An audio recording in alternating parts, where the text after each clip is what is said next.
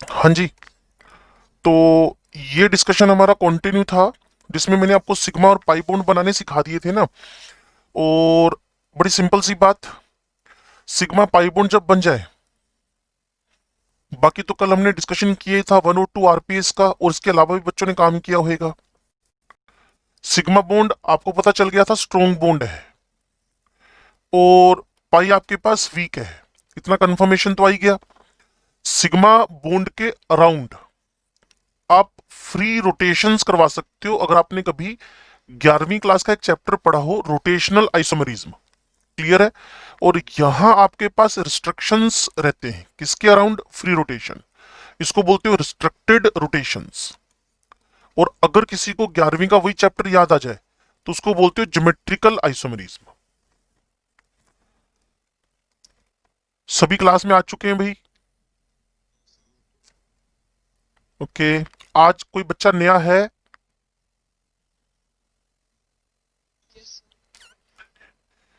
हिमाक्षी ऐसा कुछ नाम है, कुछ और नाम है बच्चे, में पढ़ नहीं पाया। ओके ओके ओके ओके, ठीक है। सिग्मा और पाई बॉन्ड में strong bond, weak bond, clear. Free rotation possible है, इसमें रिस्ट्रिक्टेड रोटेशन पॉसिबल है। इसका मतलब ज्योमेट्रिकल आइसोमरिज्म, और यहां बनेंगे रोटामर्स। तो ये एक छोटी मोटी बात हुई है सिग्मा और पाई की। नाइट्रोजन को बना पाओगे, या मैं बना के बताऊं नाइट्रोजन कैसे बन रहा है?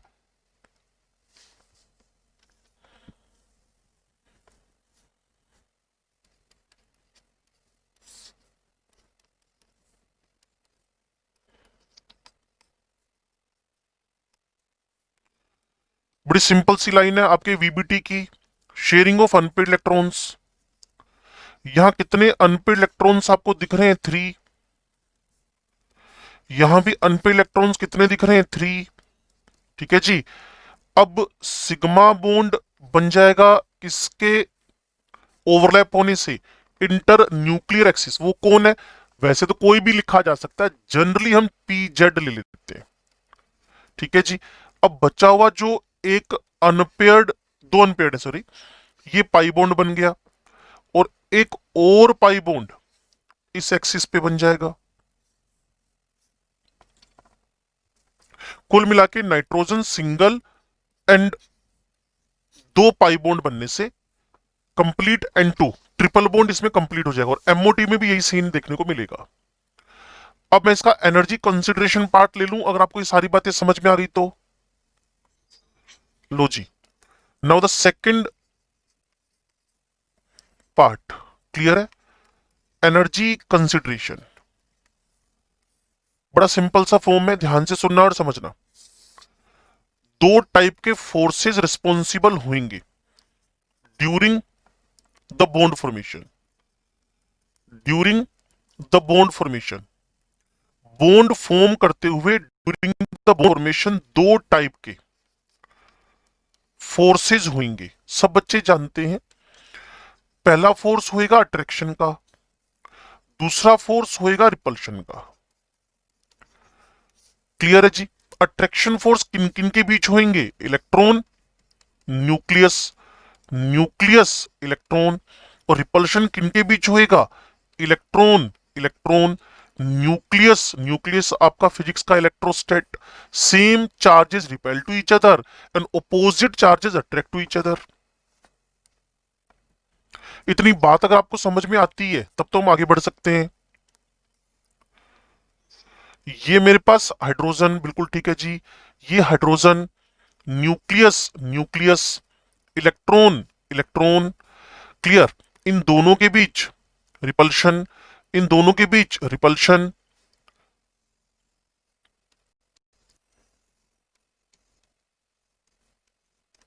क्लियर है?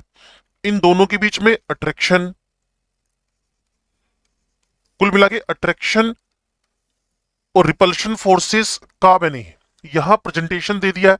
क्या कि इलेक्ट्रॉन इलेक्ट्रॉन को रिपेल कर रहा है, न्यूक्लियस न्यूक्लियस को रिपेल कर रहा है, इलेक्ट्रॉन न्यूक्लियस को, न्यूक्लियस इलेक्ट्रॉन को अट्रैक्ट कर रहा है, न्यूक्लियस इलेक्ट्रॉन इलेक्ट्रॉन न्यूक्लियस। लो जी। अब इसको थोड़ा सा ग्राफिकली शो करवा दें। यहां मेरे पास एनर्जी पर्सपेक्टिव है, यहां जीरो, यहां एंडो, यहां एक्सो। ध्यान मत हटाना, नुकसान फिक्स है। ये इनफाइनाइट डिस्टेंस पे चला गया मैं, ये डिस्टेंस है, ये इनफाइनाइट डिस्टेंस पे। अब यूं मान के चलो, जब आप मेरे को जानते नहीं थे और मैं आपको जानता नहीं था, तो हम लोगों के बीच में इंटरेक्शंस क्या थे? जीरो। इंटरेक्शंस क्या थे? जीरो। अब आप पढ़ना शुरू किए, पढ़ना शुरू किए तो हम दोनों के बीच में डिस्टेंसेस जो इनफाइनाइट थी, अब कम होनी शुरू हो गई। कम शुरू होगी तो धीरे धीरे धीरे धीरे धीरे अट्रैक्शन फोर्सेस बढ़ेंगे।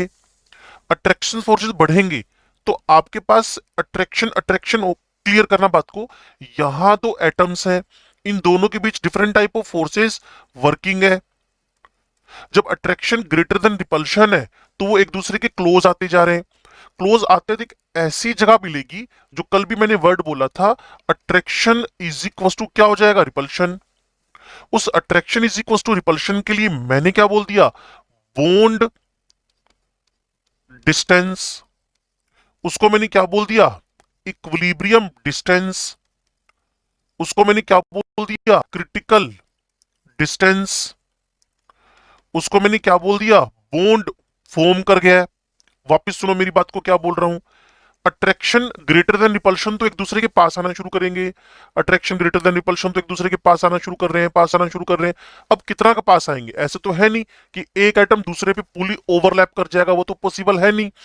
तो एक जगह ऐसी आएगी जब वो पार्शियली इंटरपेनिट्रेट कर जाएंगे, उसके बाद उनको पास आना इम्पॉसिबल हो जाएगा। मान लो ये वाली कंडीशन जनरेट हो गई है, क्लियर है।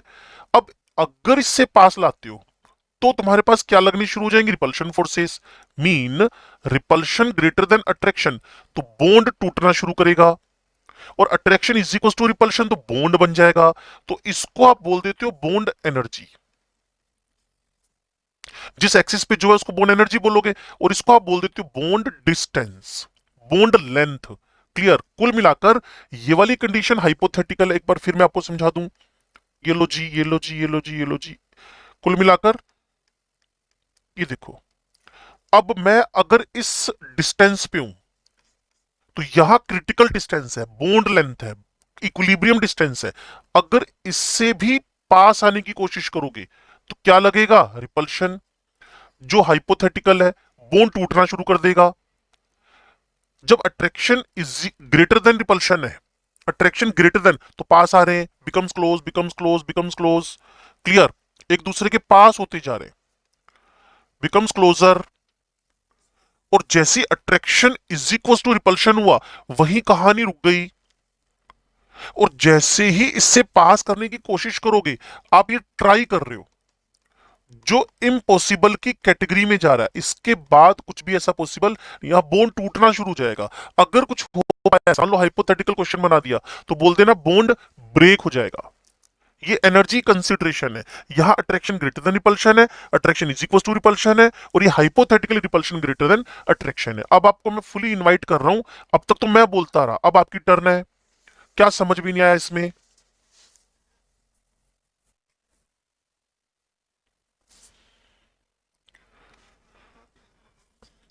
चलो, वेरी गुड।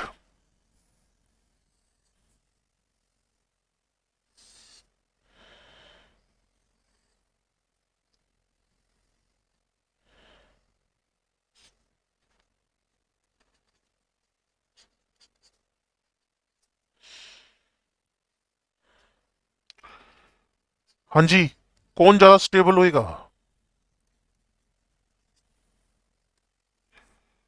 ये किन्हीं दो मॉलिक्यूल्स का एनर्जी प्रोफाइल है। ये दो मॉलिक्यूल्स का एनर्जी प्रोफाइल है।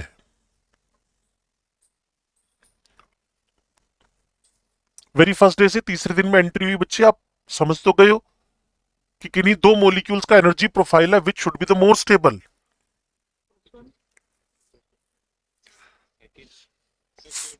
सेकंड, जिसने ज्यादा एनर्जी रिलीज की, stability directly to the exothermic bond formation.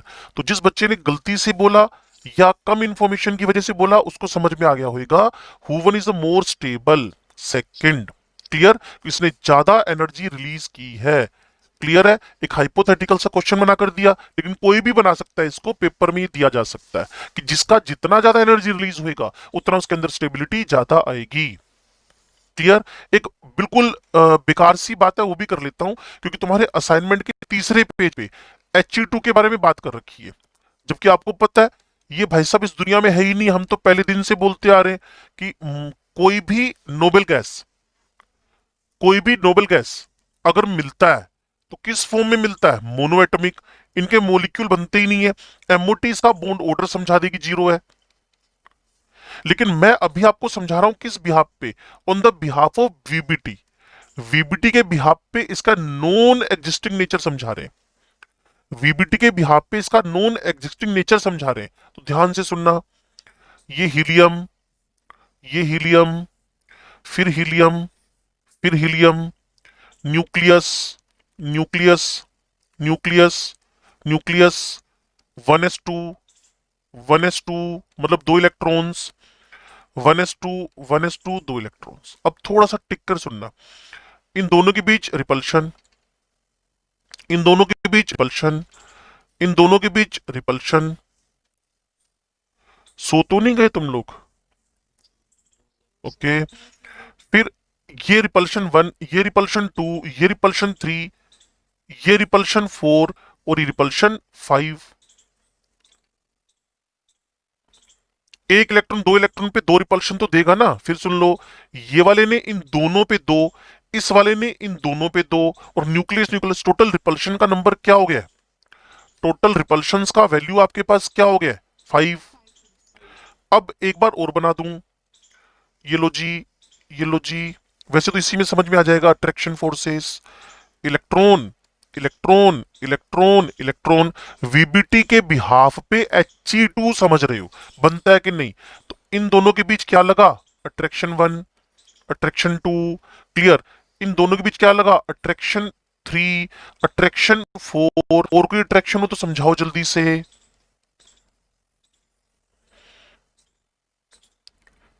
एक न्यूक्लियस, एक न्यूक्लियस दो इलेक्ट्रॉन पे दो अट्रैक्शन, दूसरा न्यूक्लियस दो इलेक्ट्रॉन बचे वालों पे, तो टोटल अट्रैक्शन फोर्सेस कितने हो गए? 4। अगर रिपल्शन ज्यादा हो, सुन पा रहे हो, अगर रिपल्शन ज्यादा हो तो क्या कोई बॉन्ड बनेगा? ऐसे ना करो यार, मजा नहीं आ रहा क्लास पढ़ाने में ना। अगर रिपल्शन ज्यादा हो तो बॉन्ड कहां से बनेगा भाई? अगर आपको मेरी क्लास समझ में नहीं आ रही तो आप no doubt, no doubt repel होने लग जाओगे। ऐसा आपके साथ ढेरों बार हुआ भी है। क्लियर, तो आप सोचो, अगर उनको पास लाने की कोशिश कर रहे हो, that process is by default endothermic. और आपको वेरी फर्स्ट डे से बोलता जा रहा हूं, पूरी केमिस्ट्री में आज नहीं कल नहीं, जितने दिन तक पढ़ना है, एक ही बार बार समझनी है कि एंडोथर्मिक प्रोसेस में कभी भी बॉन्ड बनना पॉसिबल नहीं हो पाएगा। सो He2 का फॉर्मेशन नेचर वाइज कैसा है जी? Endothermic. That's why on the behalf of VBT ये भाई साहब क्या हो गए हैं?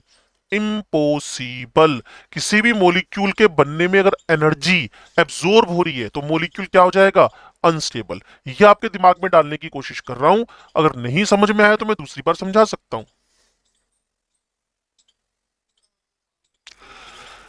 ठीक है जी, अब थोड़ा सा इनकी भी बुराइयां कर लें, वीबीटी की। वीबीटी के लिमिटेशन में ढंग का लिमिटेशन पता है क्या है? No explanation about the magnetic character.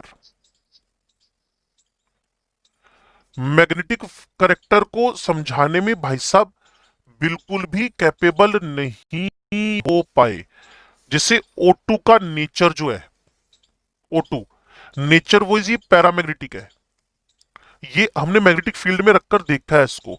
इसके इसका मतलब इसके पास यूपी होने चाहिए। अगर आप मेरी बात को सुन समझ पा रहे हो, यूपी मतलब अनपेड इलेक्ट्रॉन्स। क्लियर है? तो इसके पास according to VBT, according to VBT इसके पास जीरो अनपेयर्ड है। लेकिन अगर मैं आपको आज कल या परसों जब भी एमओटी सिखाना शुरू करूं तो इसके पास टोटल दो अनपेयर्ड है। तो हम अकॉर्डिंग टू वीबीटी इसके पैरामैग्नेटिक करेक्टर को समझा नहीं पा रहे। वापिस सुन लो, वीबीटी का सबसे बड़ा ड्रॉबैक क्या है? It doesn't explain the magnetic characters of the molecules, no explanation about the magnetic characters. तीसरी बार बोल रहा हूं, वीबीटी का सबसे बड़ा ड्रॉबैक क्या है? ये मैग्नेटिक कैरेक्टर को एक्सप्लेन नहीं कर पा रही। अब जो मैग्नेटिक कैरेक्टर को एक्सप्लेन नहीं कर पा रही तो इसका बहुत बड़ा लॉस हो गया, जबकि O2 नेचर वाइज रियल में पैरामैग्नेटिक है, जबकि वीबीटी बहती है इसके सारे इलेक्ट्रॉन पेड़ हो गए। अगर ना समझ में आए तो मेरे साथ आओ 1 मिनट के लिए, मैं आपको O2 दिखाई देता हूं। ये देखो जी, ये 2O, ये P4, ये दो अनपेयर्ड, इसके दो अनपेयर्ड, इसके दो अनपेयर्ड से क्या हो गए? पेयर्ड। काम खत्म। अकॉर्डिंग टू द वीबीटी ये दोनों के दोनों अनपेयर्ड दूसरे वाले के साथ क्या कर गए? पेयरिंग कर गए। तो इसके अकॉर्डिंगली इसके पास तो अनपेयर्ड इलेक्ट्रॉन जीरो है, लेकिन फिर भी हमें पता है कि O2 कैसा होता है? Paramagnetic in nature. कैसे समझाओगे? एक ही तरीका है, नाम है उसका MOT। ओके, तो थोड़ा सा मुझे इस पेज के बारे में कंफर्मेशन कॉल दे दो कि ये आपको समझ में आ गया है, और अब आपको नेक्स्ट हाइब्रिडेशन में मूव करना है। जल्दी बोलो। ठीक है जी, चलो। Very important theory of this chapter, that is, वैसे इसके बाद रूल के अकॉर्डिंगली MOT पढ़ा जा सकता था, कोई बात नहीं, हम हाइब्रिडेशन पढ़ लेते हैं, कि काफी ज्यादा कवरेज है इस चैप्टर में। ठीक है जी, हम शुरू कर रहे हैं हाइब्रिडेशन। ध्यान से सुनना और समझना। यहां उसी साइंटिस्ट का नेम फिर लिखना पड़ेगा, नाम है पोलिंग। ठीक है जी, is given by the Pauling. Number 2, hybridisation है क्या? सबसे पहले डेफिनेशन समझ लें, फिर इसकी नीड समझ लें, या तो पहले जो डेफिनेशन समझ लेते हैं। It is the mixing of, it is a mixing of orbitals, it is a mixing of orbitals, it is a mixing of orbitals which have, ध्यान से सुनते रहना भाई, विच have nearly same energies and shapes। Clear ना? जिनके पास nearly same energies हों और shape उनके अप्रोक्सीमेट डिफर से ही है। मैं इसको फिर लिखने जा रहा हूं, ध्यान से सुनना। Nearly same energies, clear, but उनके शेप्स आपके पास कैसे चल रहे हैं? And the different shapes. बात को सुनो और समझो, क्लियर। मिक्सिंग है किसकी? ऑर्बिटल्स की। मैं बार बार कह रहा हूं, वर्ड पे ध्यान देना, मिक्सिंग ऑफ ऑर्बिटल्स है, इलेक्ट्रॉन की मिक्सिंग नहीं है। विच have nearly same energies and different shape. और जैसे ही मिक्सिंग हुई, जैसे ही मिक्सिंग हुई, जैसे ही हाइब्रिडेशन हुआ, वर्डिंग सुना बच्चे, जैसे मिक्सिंग या हाइब्रिडेशन हुआ, उसके बाद जो ऑर्बिटल्स बने हैं उनकी एनर्जी भी, उनके शेप्स भी एग्जैक्टली सेम हो गए। अब मैं इसको कलेक्टिवली बोलता हूं, hybridisation is the phenomenon in which orbitals which have nearly same energies, different shapes are mixed together, they will form the orbitals which have the nearly नहीं, exactly same energies and same shapes। तीसरी बार फिर बोल रहा हूं, hybridisation क्या है जी? Mixing है किन की? ऑर्बिटल्स की। कौन वाले ऑर्बिटल्स की? जिनकी एनर्जीज नियरली सेम है और शेप्स डिफरेंट है। फिर क्या होएगा? जो आपके पास हाइब्रिड ऑर्बिटल्स बनेंगे उनकी एनर्जीज भी और शेप्स भी एग्जैक्टली सेम होंगी, एनर्जीज भी और शेप्स भी। तो डेफिनेशन अगर आपको समझ में आई, तो मेरे को कोई पूछता है sir what is the need of hybridisation, इसकी जरूरत क्या है? तो पहला आंसर है shape, structure, bond angle of polyatomic molecules, polyatomic molecules और आयंस को अगर आपने एक्सप्लेन करना है तो आपको हाइब्रिडेशन पढ़ना ही पड़ेगा। फिर समझ लो कर क्या रहे हैं, कम से कम ऐसा टॉपिक कर रहे हैं जिसमें बड़ा कूल होकर चलना पड़ेगा, नहीं तो पूरी केमिस्ट्री बर्बाद हो जाएगी आपकी ना। Shape, structure, bond angle of the polyatomic molecule of ions को अगर एक्सप्लेन करना हो तो मुझे हाइब्रिडेशन पढ़ना ही पड़ेगा। तीसरी बार बोल रहा हूं, if you want to explain sulphate, if you want to explain methane, if you want to explain BCl3, if you want to explain BF3, if you want to explain BeCl2, if you want to explain I3 minus, then you should have the idea about hybridization. Sir मुझे H2 समझना है, मैंने कहा ये चले जाओ। Sir मुझे ना He2 समझना है, मैंने कहा VBT में चले जाओ, MOT में चले जाओ। सर मुझे ना CO प्लस समझना है, मैंने कहा भाई डायटोमिक है ना, चलो किधर जाना है आप लोगों ने। वेरी सिंपल, आपको MOT VBT पढ़ने से ही आराम से आंसर मिल जाएंगे। If you want to explain bond angle, structure, shape of the molecules which have the atoms greater than 2, तो वहां आपको सिंपल वर्जन बोल दूं, जिसकी एटोमिसिटी ग्रेटर देन 2 हो, जिसकी एटोमिसिटी ग्रेटर देन 2 हो, उसके लिए मुझे हाइब्रिडेशन के अलावा कोई इलाज नहीं मिलता है। तो क्या बच्चों को ये बात समझ में आ गई है? What is the need of hybridisation? कोई एक बच्चा बताओ भाई, हाइब्रिडेशन की नीड क्या है? दिव्यम आप बोलो बच्चे, Divyam what is the need of hybridisation? Simple version जो तुम्हें समझ में आ गया हो।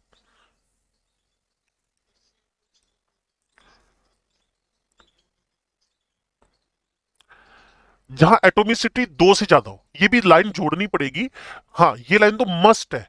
Clear, those molecules which have the atomicity greater than 2, वहां मुझे bond angle, bond length, structure, shape, ये सब समझाना हो तो मेरे पास सिंगल मोस्ट तरीका बचता है, जिसको हम क्या बोलते हैं? हाइब्रिडेशन। ठीक है जी, तो पीछे चलता हूं, जानबूझ के मैंने इसको छिपाया था। लो जी, हाइब्रिडेशन की नीड क्या है? तो मैंने कहा जी मीथेन मॉलिक्यूल को समझना है। क्लियर, वीबीटी के थ्रू। कई बार ना आपको इसके अंदर ना वर्ड मिलेगा प्योर ऑर्बिटल्स, तो प्योर ऑर्बिटल का मतलब पता है क्या होता है? Without mixing.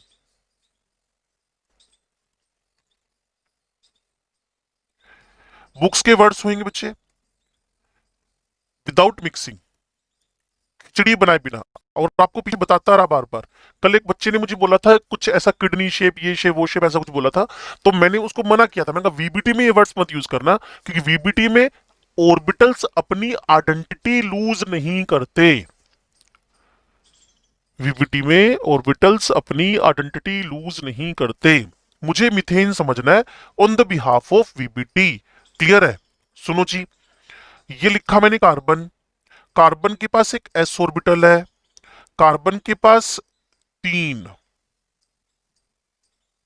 पी ऑर्बिटल है। स्मार्ट है बच्चे। क्लियर, यहां मेरे पास कार्बन लिखा, जैसा मैं हरकतें हमेशा करता हूं वीबीटी करते हुए, 2p(x1), 2p(y1), 2p(z1), ठीक हो गया।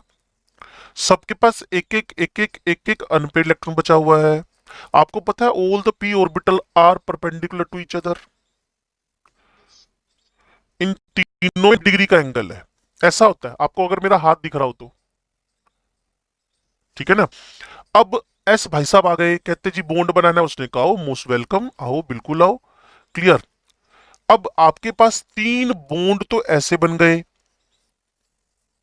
जो जो 2p के साथ 1s ओवरलैप है, और एक बॉन्ड ऐसा बन गया जो 2s के साथ 1s ओवरलैप है। लेकिन क्या करें, जहां जहां s इन्वॉल्व है वहां वहां सिग्मा बॉन्ड बनता है। लेकिन हम अभी तक तो सारी बात समझ पा रहे थे, एक जगह जाके हम फंस गए, एक जगह जाके हम फंस गए, एक जगह जगह हमें बॉन्ड एंगल। आप में से जितने बच्चे क्लास में बैठे हैं मैक्सिमम जानते होंगे मीथेन का एक्चुअल बॉन्ड एंगल क्या है। ऐसे ना करो यार, अब बता दो फटाफट। 109.28। इतने कम नहीं यार, 12वीं पास हो, इतना तो पता होता है मीथेन का एक्चुअल बॉन्ड एंगल कितना है ना। जबकि यहां यहां वीबीटी के अकॉर्डिंगली 3 बॉन्ड एंगल आपको कितने दिख रहे हैं? 90-90 डिग्री के। ये 3 बॉन्ड एंगल तो 90-90 डिग्री के हो गए ना बच्चे। हाइड्रोजन, हाइड्रोजन, हाइड्रोजन, और एक बॉन्ड एंगल को अभी तक आप सर्टेन नहीं कर पा रहे ये बॉन्ड एंगल क्या है। और बचा हुआ एक बॉन्ड एंगल अभी तक कुछ पता नहीं चल पा रहा, क्योंकि एसएस ओवरलैपिंग से बॉन्ड एंगल पता नहीं चल पा रहा आपको। तो आप तो फंस गए। अब अगर आप रिवीजन पे आओगे तो समझोगे टीचर बोलना क्या चाहता था। टीचर बोलना चाहता था, जब आप हाइब्रिडेशन लिखोगे हेडिंग, तो खुद से ही क्वेश्चन पूछ लेना, क्यों पढ़ रहे हो यार, एक आंसर है पेपर में आता है। ये मेंटल सेटिस्फेक्शन थोड़ी हुआ कोई, मेंटल सेटिस्फेक्शन यार मैं हाइब्रिडेशन पढ़ क्यों रहा हूं, just we want to explain shape, structure, bond angle of those molecule which have the atomicity greater than 2, as well as मुझे मिथेन समझाने को मिला। तो वीबीटी प्योर ऑर्बिटल की थ्योरी फेल हो गई। प्योर ऑर्बिटल समझते हो ना, बिना मिक्सिंग के। चलो एक बार फिर लेके चलता हूं आपको पीछे की तरफ।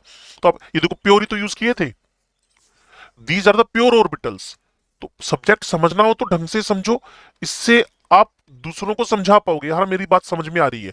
मैं वीबीटी में प्योर ऑर्बिटल यूज करता हूं विदाउट लूजिंग द आइडेंटिटी। मैं आइडेंटिटी खत्म होने देता ही नहीं उसके अंदर, और यहां उसकी आइडेंटिटी खत्म हो जाएगी। मिथेन का बॉन्ड एंगल नहीं समझा पा रहा मैं, वीबीटी से मिथेन का बॉन्ड एंगल नहीं समझा पा रहा मैं, तो इसीलिए मुझे मिथेन समझाने के लिए कहां जाना पड़ेगा, हाइब्रिडेशन पे। सिंपल। अब समझे मेरी बात को ना, डेफिनेशन, नीड। अब थोड़ा सा बढ़ते हैं methods to find the hybridisation. Step to step चलेंगे बच्चे। मेथड्स टू फाइंड, आपको पता है हम जूलॉजी की क्लास पढ़ रहे हैं। चलो अच्छी बात है, एक बात पे तो बच्चों का जवाब आ ही जाता है कम से कम ना, कि केमिस्ट्री की क्लास चल रही है। Very good. Methods to find the hybridisation. पहला, आपको ऑर्गेनिक मॉलिक्यूल्स के अंदर रहना है।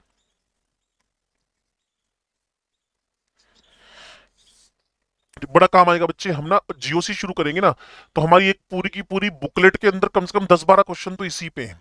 तो एक छोटा सा टेबल बना देता हूं मैं, जिससे बच्चे समझ पाएंगे मैं कर क्या रहा हूं। और अभी तक हम ठीक ठाक चल रहे हैं, और 20 मिनट आज हम अपने डाउट्स करेंगे। उसमें से चाहे बुकलेट उठा लेना, चाहे कुछ भी उठा लेना।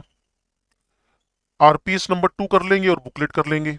यहां मेरे पास एन, ठीक है, और यहां मेरे पास हाइब्रिड स्टेट।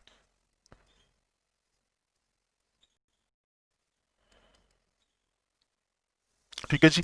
एन क्या होएगा मेरे पास, sum of sigma and lone pairs. ठीक है जी, और sum of sigma and lone pairs दो आ जाए तो हाइब्रिड स्टेट निकलती है आपके पास sp। Sum of sigma and lone pair 3 आ जाए, sp2। Sum of sigma and lone pair 4 आ जाए, क्लियर, तो हाइब्रिड स्टेट निकलती है sp3। अगर 5 आ जाए, ऑर्गेनिक में वैसे चलेगा नहीं, लेकिन चलो मैंने ठीक है काम पूरा कर दिया, sp3d। ऑर्गेनिक में चलेगा नहीं वैसे ये, 6, तो sp3d2। और 7 आ जाए तो sp3d3। अगर मेरे पास, वैसे ऑर्गेनिक केमिस्ट्री में मैं आपको बता दूं, यहां के बाद ब्रेक लग जाएंगे, बस इनफ है। कार्बन की 4 वैलेंसी ऊपर होती नहीं पुत्र जी। ऑर्गेनिक केमिस्ट्री में फॉस्फोरस सल्फर कहां बसाते हो आप, सेंट्रल में। क्लियर। इसके एग्जाम्पल कर लेते हैं, जिससे आप समझ पाओ हम कर क्या रहे हैं। लो जी, ये 100% बच्चों को कवर करने का तरीका होता है, और 5वें दिन शुरू होता है हमारा हाइब्रिडेशन। अब थर्ड डे में आप शुरू कर गए हो, ठीक है। लो जी, इन दोनों का हाइब्रिड स्टेट बताना है आपने।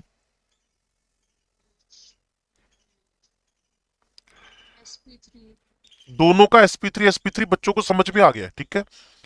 अब कोई बोलेगा नहीं, जिससे दूसरे बच्चों को नुकसान ना हो।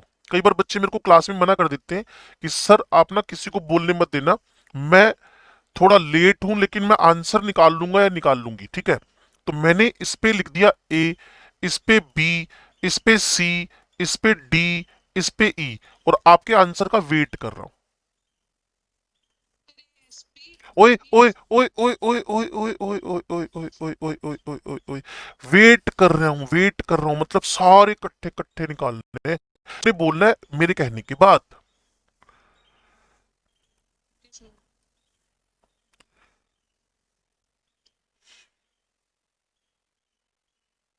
ऋषिता, एक आंसर बताओ पुत्र जी। Very good. B, C, D, E इकट्ठे बता दो। हम्म। और किसी भी बच्चे को इस पूरे में डाउट है तो जल्दी से मेरे से डिस्कशन कर लो, नहीं तो फिर मैं method to find the hybrid state top topic का बी पार्ट करवा देता हूं। हाँ जी साक्षी, सिग्मा और पाई कितने आते हैं बच्चे?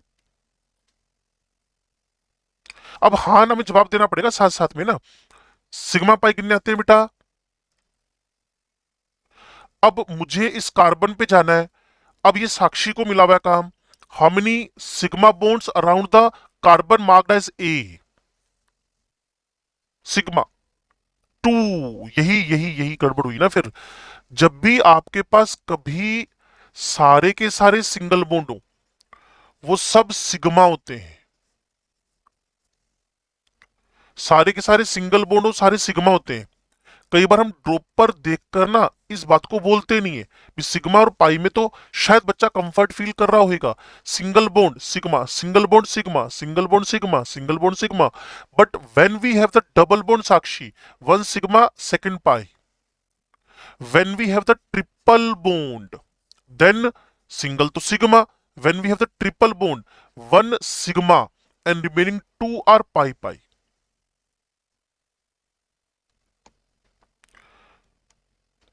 तो अब मैं साक्षी को वापस यही प्रोग्राम दे रहा हूं। साक्षी अब वापस बताओ, जिस कार्बन को ए मार्क किया है उसके पास कितने सिग्मा बॉन्ड है? 2। जिसको बी मार्क किया उसके पास, जिसको सी मार्क किया उसके पास 3। Very good. जिसको डी मार्क किया वो भी 3 ही है। और जिसको ई मार्क किया 4। ठीक है। अब शायद साक्षी सारी बातें समझ गई होगी। सम ऑफ सिग्मा और लोन पेयर अगर 4 है तो sp3। Sum of sigma and lone pair अगर 3 है sp2। Sum of sigma and lone pair अगर 2 है तो sp।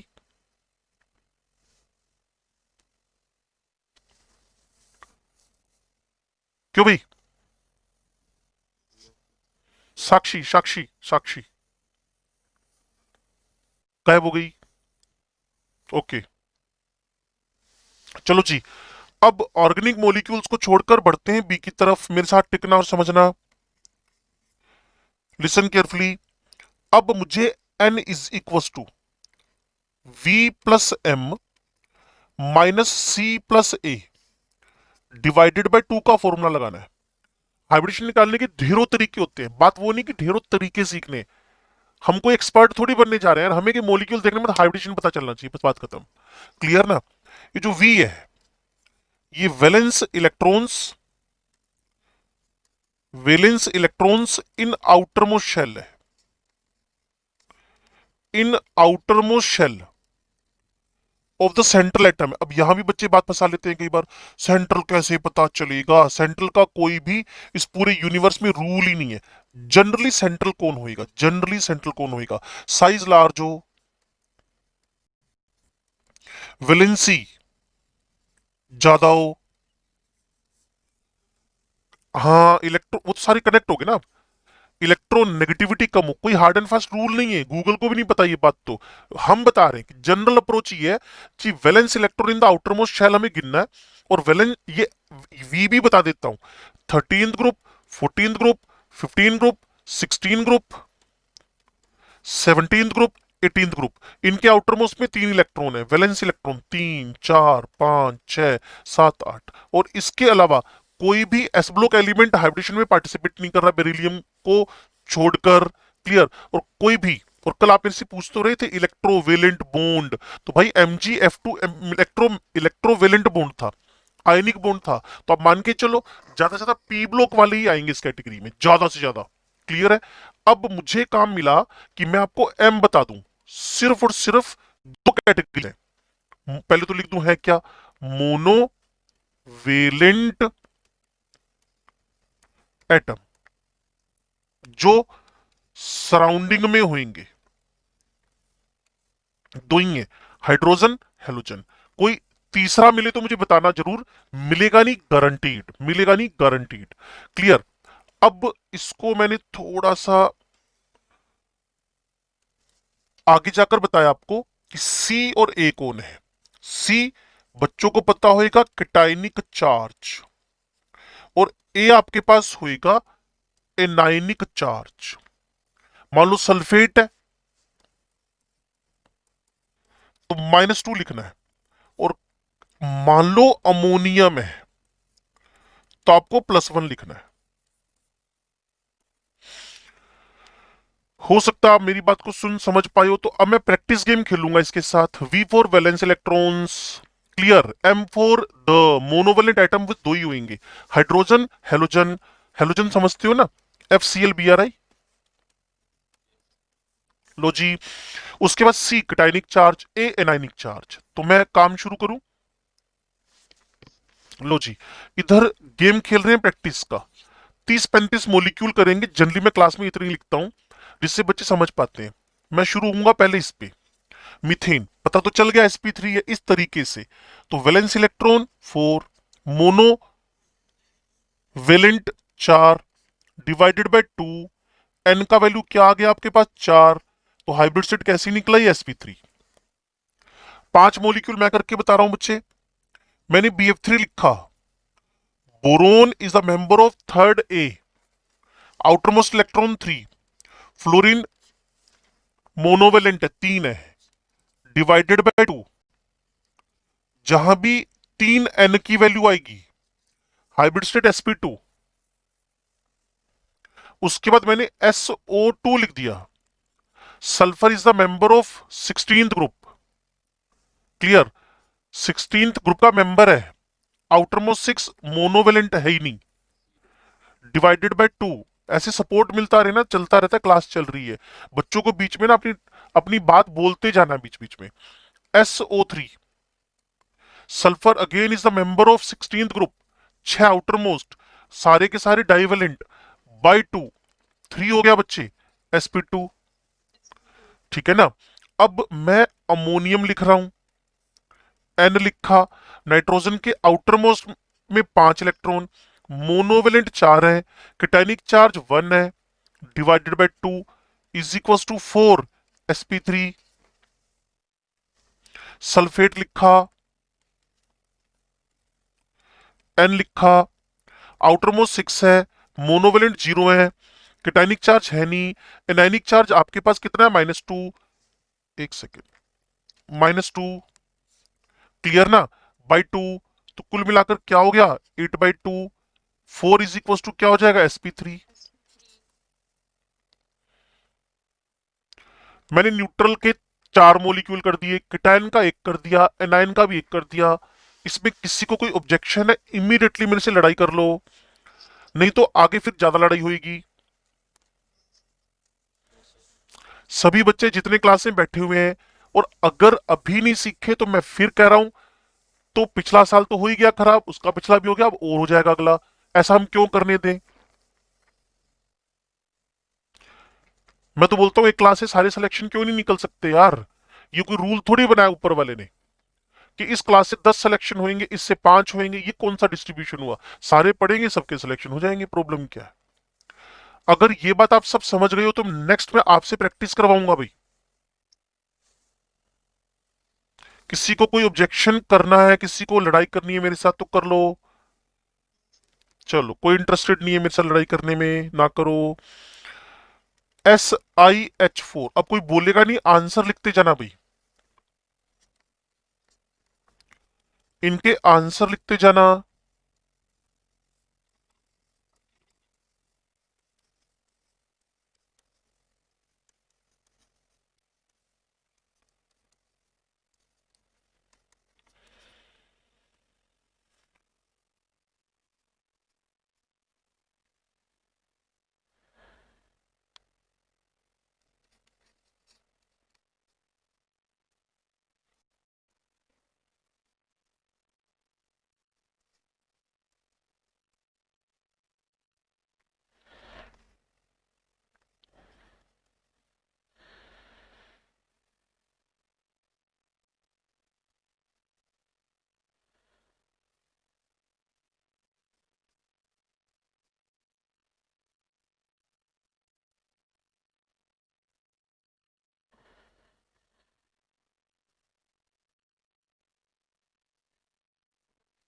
कौन है भाई, ये घर की चीजें तोड़ने लग गए। गुस्सा आ गया।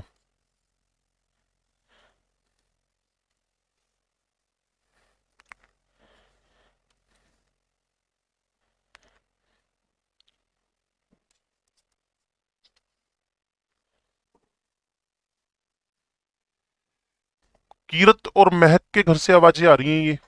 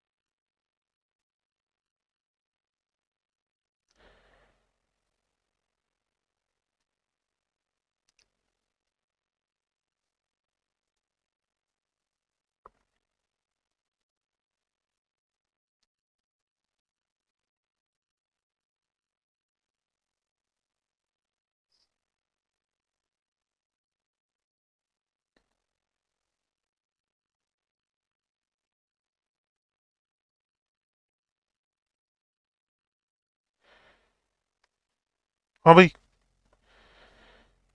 हो गया है, कर रहे हो यार, लिख के बैठ गए।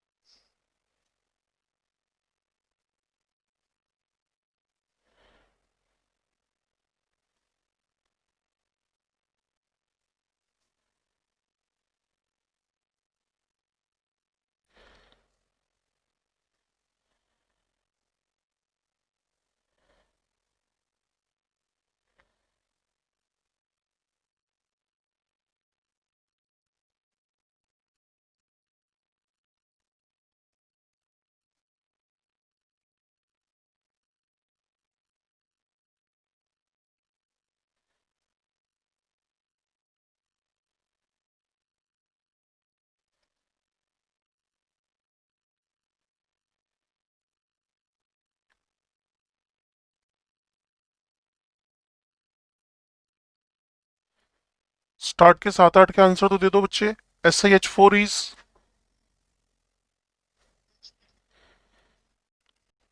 Next, ClF3, XCF2 next, next, next,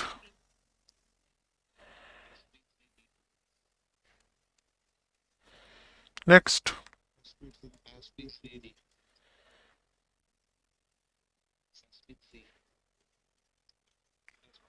अब एक काम करते हैं, किसी को इन सब में कोई ऑब्जेक्शन हो तो मेरे से बात कर लो। ऐसा तो कोई होएगा यार जिसको ऑब्जेक्शन होएगा।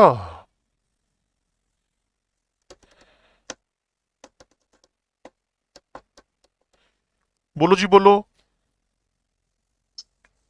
4+4/2, 7+3/2, 8+2/2, 8+4/2, 8+6/2, 8+4/2, 8+2/2, 8/2 एंड 8/2।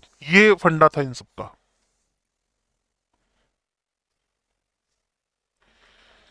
मैं फिर आपको कह रहा हूं, आपका नुकसान मुझे गिनाना पड़ रहा है। अगर आपको ये कंफर्म है बहुत अच्छी बात है, नहीं है तो फिर पूछ लो, नहीं तो आगे बढ़ रहा हूं। चलो, कोई इंटरेस्टेड नहीं है इसको आता होएगा या फिर बिल्कुल नहीं आता होएगा। नेक्स्ट।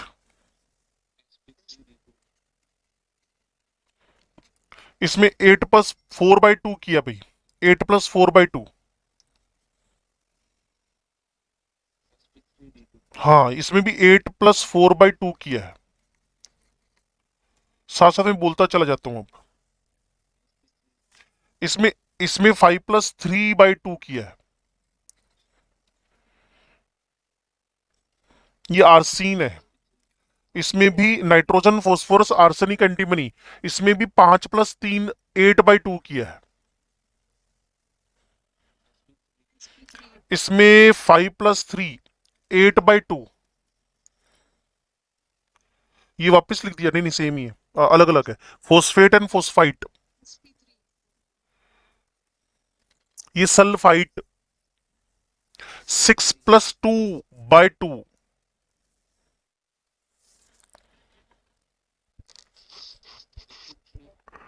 5+4-1। 6+2/2। फिर आपको इनवाइट कर रहा हूं, कोई भी अगर बच्चा है जो पिछले वाले और ये वाले नहीं समझ पाया है, डिस्कस कर लो, नहीं तो इसके बाद का स्टेप लिटरली साफ हो जाएगा, बार बार कह रहा हूं। चलो, इतना कहने पे भी नहीं कोई बोल रहा तो मतलब एक्स्ट्रा ऑर्डिनरी बच्चे हैं, समझ पा रहे हैं। हाँ जी। 6+2,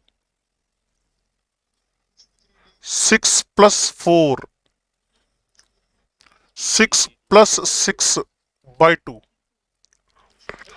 5+3/2, 5+4-1/2,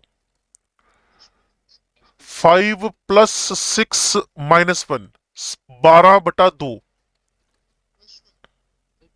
हाँ, -1 जो ठीक है, मैं बोलने में अपने दिमाग में माइनस माइनस वन ले गया, ठीक है ठीक है, आप सही हो। तो जोड़ा टोटल 12/2 ही है।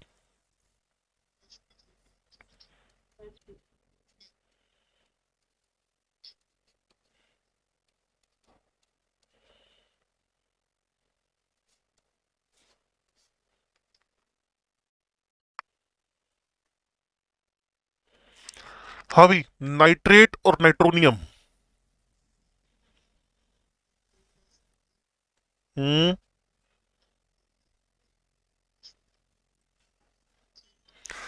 साइनोजन के AB का।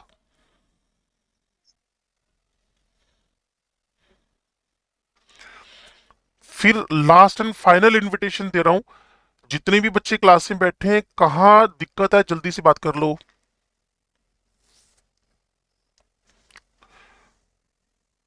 सच में यार, तुम तो मतलब अद्भुत लोग हो, किसी को कोई डाउट ही नहीं है। हैं? I3 माइनस हो गया तुमसे? हाँ, वही मैं देख रहा हूँ यार, कोई पूछ ही नहीं रहा, इतने कमाल के लोग हो।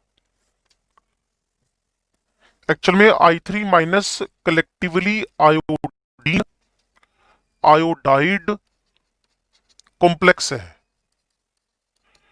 आयोडीन आयोडाइड कॉम्प्लेक्स है। आयोडीन के एम्प्टी डी ऑर्बिटल के अंदर I- ने जगह बना रखी है। वापिस सुन लो, आयोडीन के एम्प्टी डी ऑर्बिटल्स के अंदर, आयोडीन के एम्प्टी डी ऑर्बिटल्स के अंदर आयोडाइड ने जगह बना रखी है। तो अगर आप इस प्रॉपर बात को समझ जाओ, क्या कि यहां मेरे पास सेंट्रल एटम I है, तो 7 इलेक्ट्रॉन्स हो गए। सराउंडिंग I- और I है, तो 2 मोनोवेलेंट हो गए।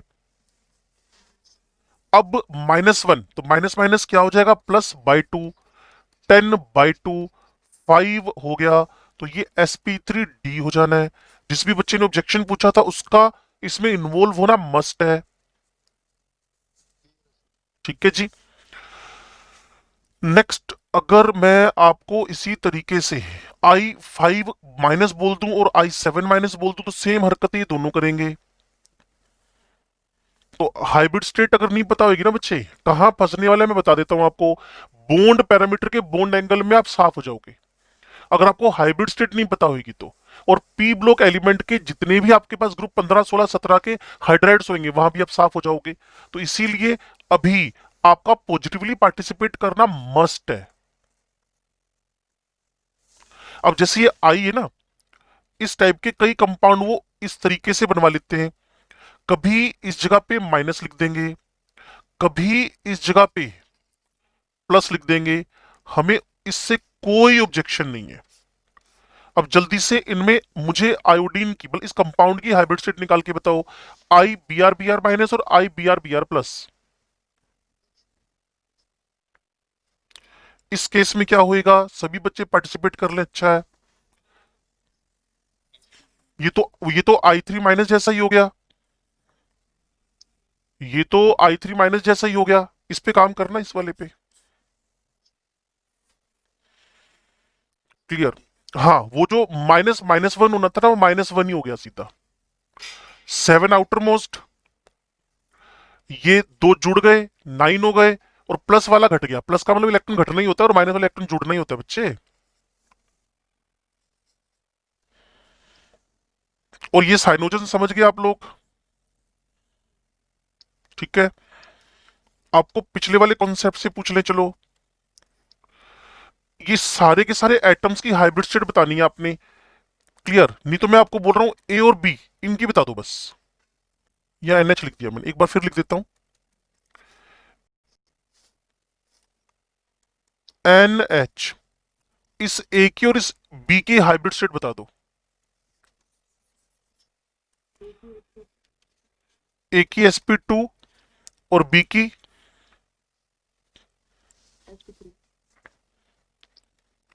नाइट्रोजन का लोन पेयर भूल गए लगता है।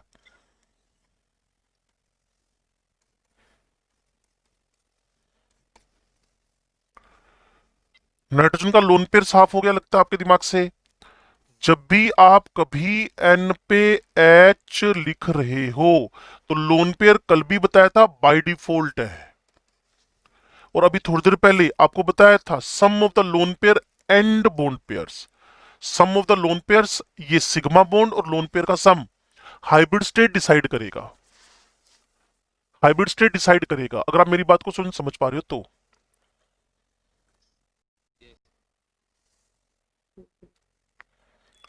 तो सबको पता चल गया, इसकी हाइब्रिड स्टेट भी sp3 है और इसकी भी sp3 है। बोलो जी, किसी को ऑब्जेक्शन हो बच्चे? एन एच कार्बन कार्बन, ठीक है, इसको मैंने अलग से लिख लिया यहाँ पे। एन पे कार्बन है, एच है, और एक लोन पेयर है। नाइट्रोजन की तीन वैलेंसी में लोन पेयर तो ऑलवेज होएगा। नाइट्रोजन की तीन वैलेंसी में एक लोन पेयर तो ऑलवेज होएगा। नाइट्रोजन की तीन वैलेंसी में एक लोन पेयर होएगा, तो sum of the sigma and lone pairs, sum of the sigma sigma sigma and lone pair कितना हो गया बच्चे? चार हो गया। और वैसे उसकी हाइब्रिड स्टेट क्या आ जाएगी? sp3। ठीक है जी, चलो अब एक छोटा सा काम और कर लें। Loan pair of electrons on the central atom, loan pair of electrons on the central atom, किसी भी सेंट्रल एटम पे लोन पेयर निकालने हो, बड़ा काम आएगा जब वीएससी पीआरटी पढ़ रहे होंगे।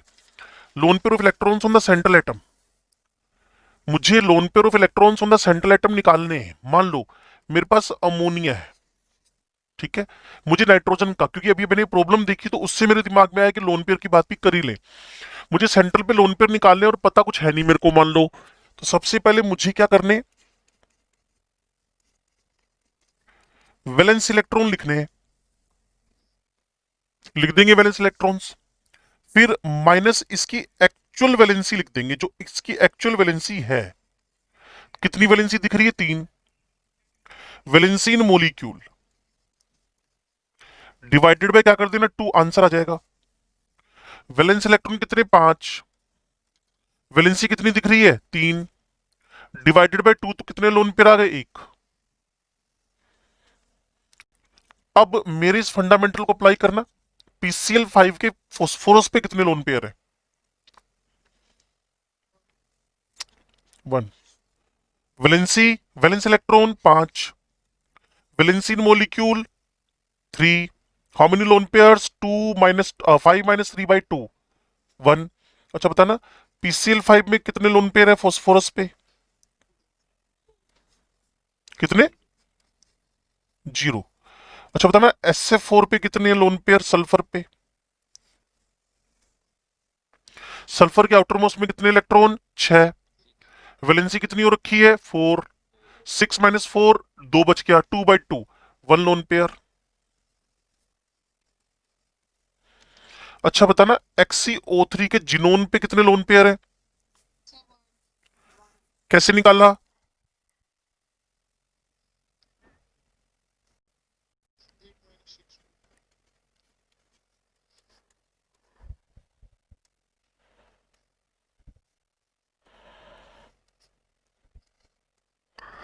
XCO4 में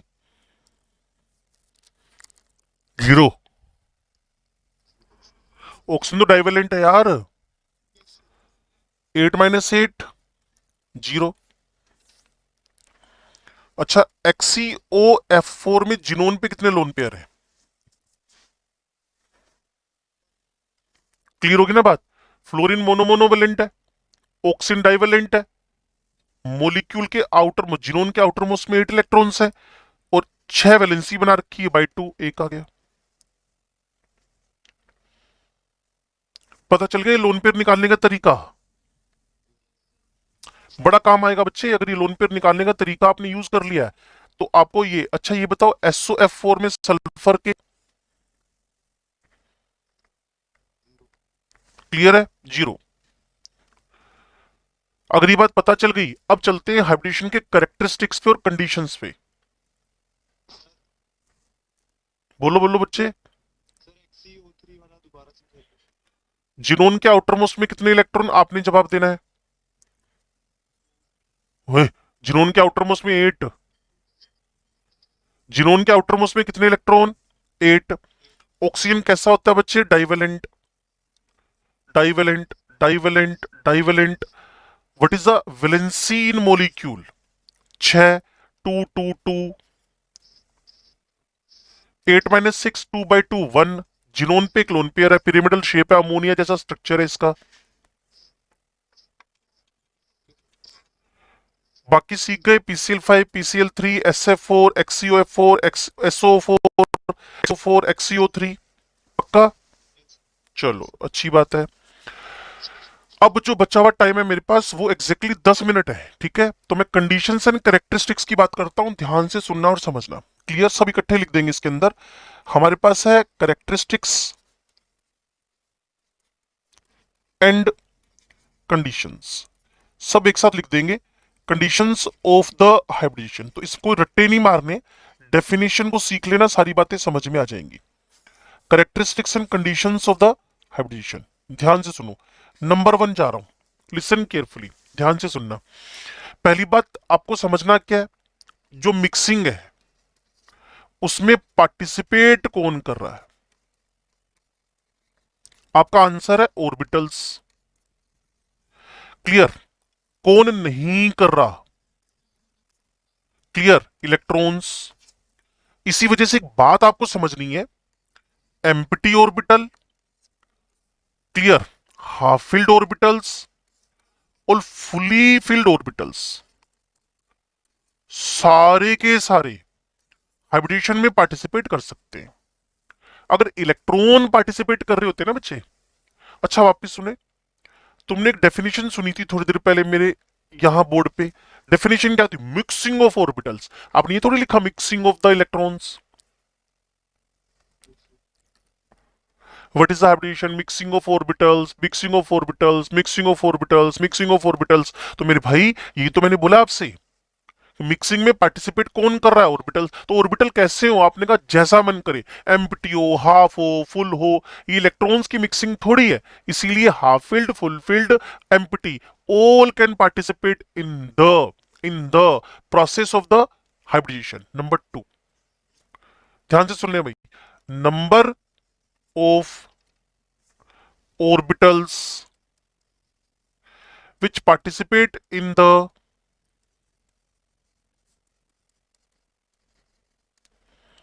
mixing should be equals to the number of hybrid orbitals। अगर दो मिक्स हो रहे हैं, एक s और एक p मिक्स हो रहा है, तो कितने मिक्स हुए प्योर ऑर्बिटल? दो। तो बनने वाले भी दो ही होंगे, बस उनका नाम बदल के अब बताइए क्या हो जाएगा? टू sp ऑर्बिटल्स का फॉर्मेशन हो जाएगा। दो आपके पास sp हाइब्रिड ऑर्बिटल्स का फॉर्मेशन हो जाएगा। अगर आपको पहली लाइन समझ में आई तो पहली लाइन क्या थी? मिक्सिंग में पार्टिसिपेट कौन कर रहा है? सर मिक्सिंग में पार्टिसिपेट कर रहे हैं ऑर्बिटल्स। ठीक है, कैसे ऑर्बिटल? आपने ना खुली छूट, तीन ही तो होते हैं, एम्प्टी, हाफ और फुल, सारे पार्टिसिपेट कर सकते हैं। तो मैंने कहा अच्छी बात है। नंबर ऑफ ऑर्बिटल जितने मिक्स हो रहे हैं, अगर मान लो दो मिक्स हो रहे हैं तो दो बनेंगे, अगर तीन मिक्स हो रहे हैं तो तीन बनेंगे। बस तीनों का नाम अब क्या हो जाएगा? अपनी आइडेंटिटी खत्म कर चुके हैं। मिक्स होने वाला कैसा था? फुटबॉल जैसा, डंबल जैसा। अब जो तीन बने हैं वो एक नया शेप लेके बैठे हुए हैं, जैसे आप बलून होता है ना, बलून लोब्ड, नया शेप आ गया इसके पास। कैसा शेप है ये? बलून जैसा शेप है। अगर आप मेरी बात को सुन पा रहे हो, ऊपर एक एस दो पी मिक्स हुए, तीन sp2 बन गए, एक एस दो पी मिक्स हुए, तीन sp2 बन गए, और वो शेप नया है। पहले कैसे थे? फुटबॉल जैसा। और अगर आपको फिर भी समझना है, वैसे क्यों समझ में ना है ये डिपेंड करता है कि आपने कितना मेरे को सुना। मैं वापस जा रहा हूं, अगर आपको यहां वाली लाइनें समझ में आ जाए, मैं बहुत पहले बता चुका बात आपको जब मैंने क्लास स्टार्ट की थी, nearly same energies and different shapes. और अब मैंने शेप अगर डिफरेंट कर लिए तो उसमें ऑब्जेक्शन क्या है? और उसके बाद मैं फिर वहीं लेके चलूंगा आपको, वहीं पे। तो क्या करवाया था? आफ्टर मिक्सिंग नियरली सेम नहीं, अब एग्जैक्टली शेप भी सेम हो गए और एनर्जी भी सेम हो गई है। So what is the definition of hybridization? It is the mixing of orbitals which have nearly same energies and different shape, but after mixing they will have the same energies and same shapes. वही तो कह रहा हूं आपसे मैं। पहले dumbbell था, football था, मतलब स्फेरिकल था। नाउ सारे के सारे कैसे हो गए? लोब जैसे। कितने मिक्स हुए? तीन। बने भी कितने? तीन। अब एक और सैंपलिंग कर ले। एक एस पी पी पी, कितने मिक्स हुए? चार। स्फेरिकल, डंबल, बने भी चार। अब इन चारों का नाम क्या है? sp3 sp3। चारों का नाम sp3 sp3 sp3 है।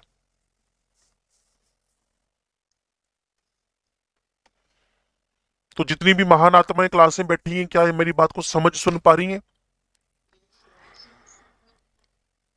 पक्की बात?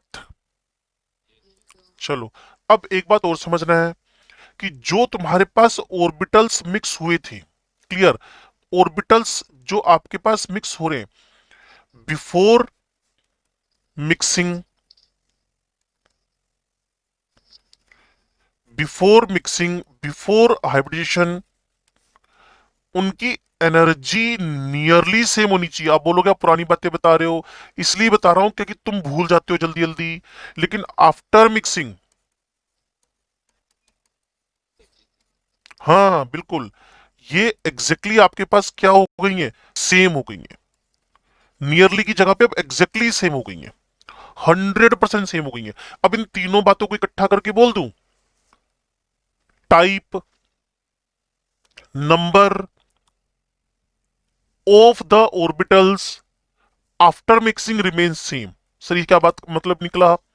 अगर कोई यहां बिफोर हाइब्रिडेशन है, यहां आफ्टर हाइब्रिडेशन है, यहां हाफ है, यहां फुल है, यहां एम्प्टी है, क्लियर, और यहां आपके पास हाफ फुल एम्प्टी है, क्लियर। और जो बात कह रहा हूं नंबर,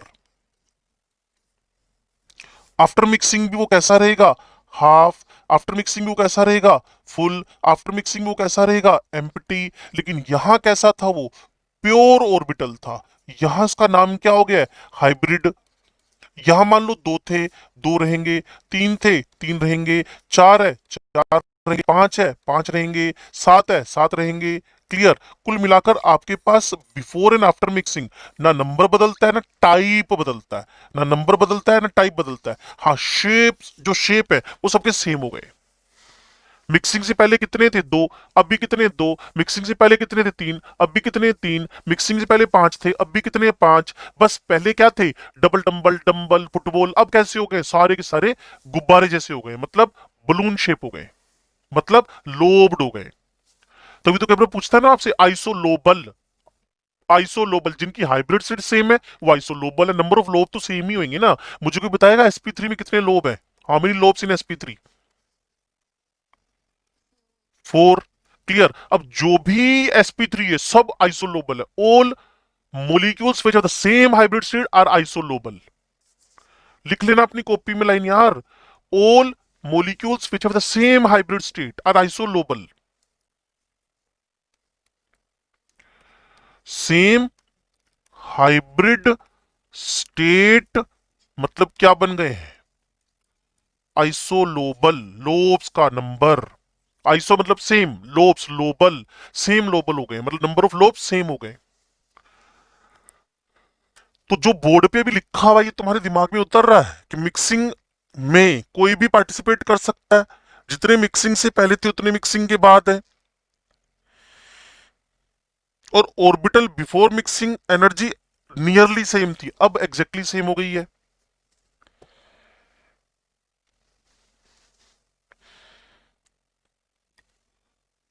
ओए बता दो यार, समझ में आ गया? चलो चलो अच्छी बात है। अब मैं एक प्रमोशन की बात कर रहा हूं, एक्साइटेड की बात कर रहा हूं। 1-2 मिनट की क्लास बची हुई है मेरी। क्लियर। ये एसेंशियल कंडीशन नहीं है। इलेक्ट्रॉन को एक्साइटेशन करवाना, इलेक्ट्रॉन्स का प्रमोशन करवाना, ये एसेंशियल कंडीशन नहीं है। एसेंशियल कंडीशन नहीं है। समझ लें थोड़ा सा इस बात को समझो और क्लियर करना। पहली बात, अगर आपके पास ग्राउंड स्टेट वैलेंसी, ठीक है, equal to the valency in molecule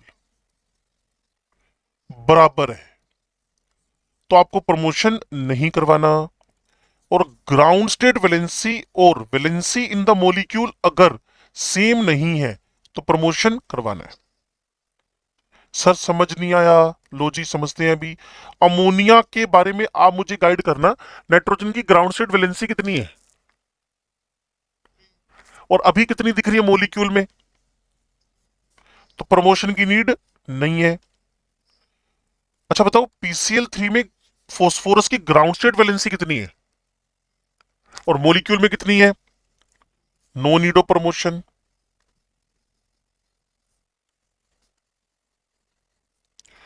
no need of excitation of electrons. No need of the excitation of electrons. पता चल रहा है क्या बोल रहा हूं? अच्छा SF2 में बताओ प्रमोशन चाहिए कि नहीं, SF4 में प्रमोशन चाहिए कि नहीं, SF6 में प्रमोशन चाहिए कि नहीं, XCO3 में प्रमोशन चाहिए कि नहीं, XCF4 में प्रमोशन चाहिए कि नहीं, XCO4 में प्रमोशन चाहिए कि नहीं? दसो छेती छेती दसो। दसो भी दसो, छेती छेती दसो। प्रमोशन इन SF2। सल्फर की ग्राउंड स्टेट वैलेंसी 2 है, मोलिक्यूल में भी 2 है, no need of promotion. SF4। चलो SF6। XCO3 नोबेल गैसेस के सारे कंपाउंड प्रमोटेड है। भाई नोबेल गैसेस की ग्राउंड स्टेट वैलेंसी 0 होती है, 0। और कार्बन के 100% कंपाउंड प्रमोटेड है।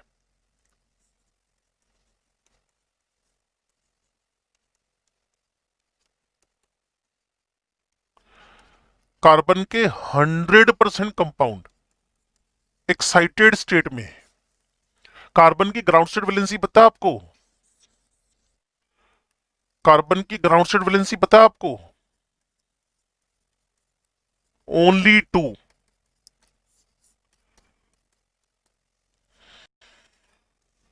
कार्बन की ग्राउंड स्टेट वैलेंसी 2 है, लेकिन सारे कंपाउंड कैसे हो गए प्रमोटेड? क्योंकि carbon is in the 4 valency in 100% compounds. तो promotion is not essential, depends on conditions. Promotion is not the essential condition, depends on condition. अगर आपको मेरी बात थोड़ी सी भी समझ में आई तो वैसे अब मेरी क्लास का टाइम ओवर हो गया है। 2 मिनट ऊपर चला गया हूं मैं आपके। क्लियर। अब मुझे बस इतना बता दो कि कहीं ना कहीं जो कंपाउंड में नोबेल गैसेस के बनाऊंगा वो सारे प्रमोटेड होंगे। नाइट्रोजन अगर 3 वैलेंसी में बन रहा है तो ग्राउंड स्टेट के बराबर है, प्रमोटेड नहीं है। SF2 SF और SF6 प्रमोटेड में SF2 प्रमोटेड नहीं है, SF और SF6 प्रमोटेड है। ये बात अगर आपको समझ में आई तो बाकी बातें करते हैं हम लोग नेक्स्ट क्लास में, और 20 मिनट अब हम करेंगे doubts.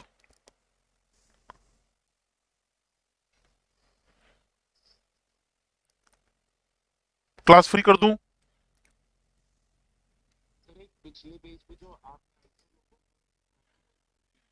Number of lobes, number of lobes, number of lobes जिसकी हाइब्रिड स्टेट सेम होगी, जिसकी हाइब्रिड स्टेट सेम होगी उसके अंदर नंबर ऑफ लोब्स भी सेम होंगे। चाहे तो मेरे साथ आके देखो, मैंने मिथेन बनाया, वैसे तुम्हें समझ में और आ जाएगा कल वाली क्लास के बाद ये लोब्स होते ही क्या है, ये लो जी। और मान लो मैंने अमोनिया बनाया, तो अमोनिया में या हाइड्रोजन हाइड्रोजन हाइड्रोजन हाइड्रोजन है, अमोनिया में नाइट्रोजन हाइड्रोजन और एक लोन पेयर है, लेकिन लोब्स का नंबर तो सेम ही है। दोनों की हाइब्रिड स्टेट sp3 है। इसमें भी 4 लोब है, इसमें भी 4 लोब है। लो जी, अब मैं क्लास खत्म